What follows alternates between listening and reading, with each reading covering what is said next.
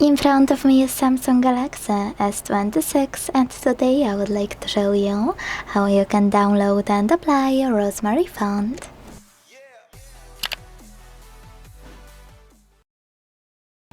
First of all, go into Settings and scroll to click on Display. Then scroll again, this time to tap on Font Size and Style.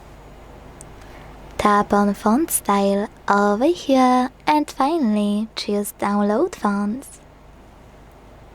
Now tap on Rosemary 1 to choose Install button, and when it's ready, go back to the list. Now just tap on it to apply it. Thanks so much for watching. If you enjoyed this video, don't forget to leave a like, comment and subscribe. Bye!